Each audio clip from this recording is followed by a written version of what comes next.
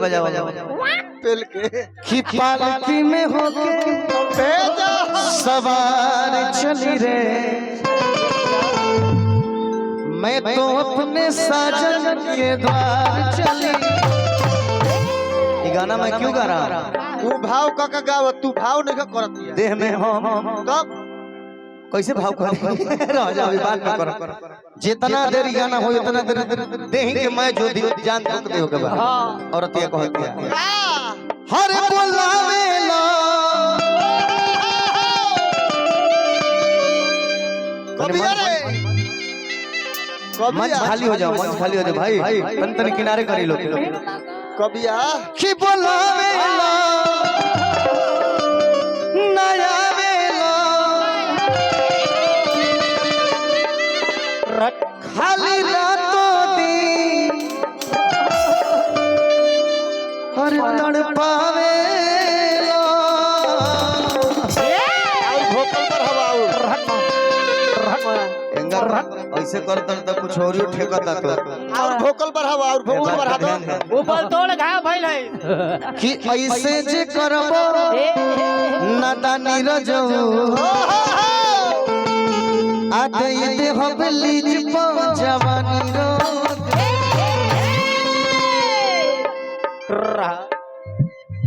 बरजे सिंह दलान खाली करो बरजे सिंह ऐसे ना माने आज अब हर बोलावे लो नया वेलो खाली रातों दी तड़पावे लो ऐसे जे करबो नादानी रजऊ दे दे हम बीच बजवानी रो चलो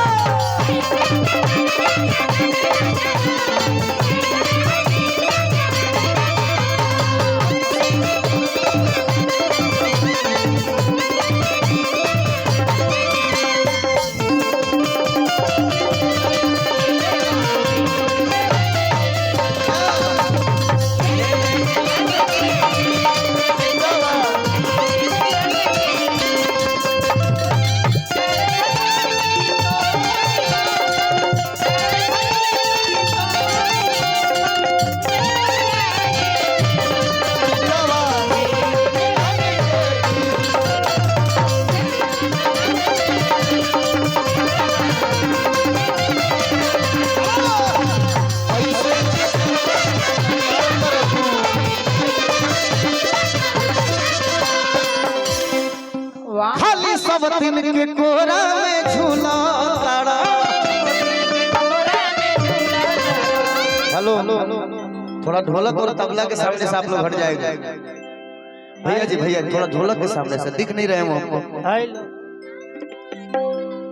क्या हुआ आए हो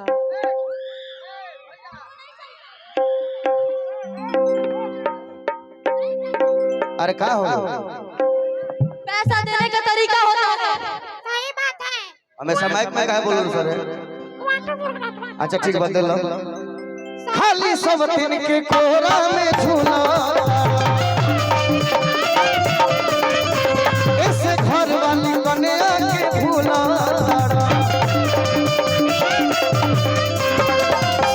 खाली सब दिन के कोरा में झूला ऐसे घर वाली कन्या के भूला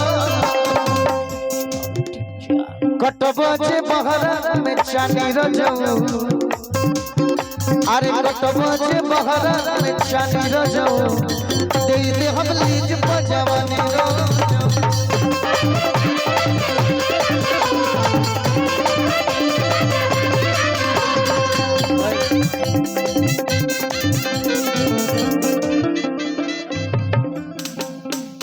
अर्धा हम दे चल बैठो ले जोर के छोड़ दो ले ले ले ला ज्यादा ना किसी आओ ना रे सब इतना लोग है बैठल है कितना निमन से लोग खाड़ होके प्रोग्राम देखत हां अजय बाबा नाटक कहले बताओ तनी हाला कर दो तो बैठ जा तनी हाला कर दो भाई सब लोग मंच धरो जो आगे पब्लिक खड़ी है वो पागल नहीं है कि कटबा जे बहरा में चानी रजऊ दे दे प्लीज पजानी रा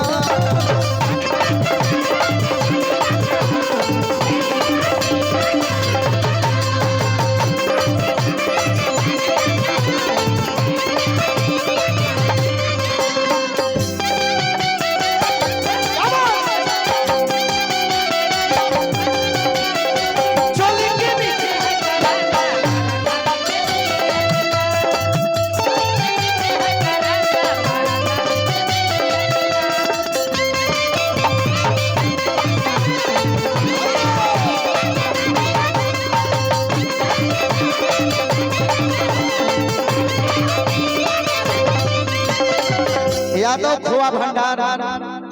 नोट खोआ छेना पनीर दूध दही घी सफल मटर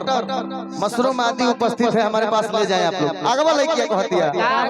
कि ओइ जखमी जितेंद्र की ना फाइनल कर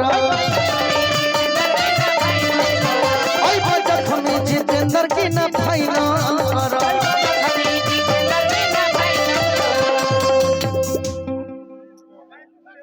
गावे दी। हेलो हेलो कुछ नहीं हुआ क्या कि जखमी जितेंद्र की ना फाइनल कर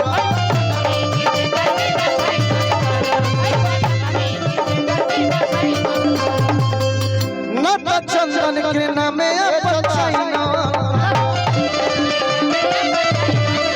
हेलो चंदन अब नहीं चली मन मानी हेलो हेलो हेलो हाँ ये मैंने भगदड़ भइल भाई गौना ही होता है नहीं तो गलत बात हो रहा है झूठ क्या कहना है। यार मॉनिटर आगे से साइड फिर के चलता राकेश भैया आपसे हाथ जोड़ के विनती है कि मस्ती हो लेकिन म्यूजिशियन को दिक्कत हो रहा है तो बजाएंगे कैसे। बैठावा यार हेलो हेलो ना साइड फिल मिलता नहीं है कलम से जिसको काम यहाँ करो, पर हेलो हेलो बुझे के चाहिए यार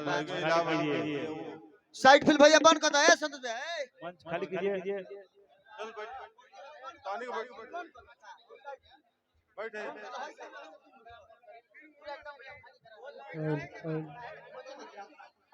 बोले के साउंड लगल बात ना भारी या महंगा तलु तू लेके वो जे खड़ा हो जा घरे का लेके बोले सोना नहीं कहीं कहां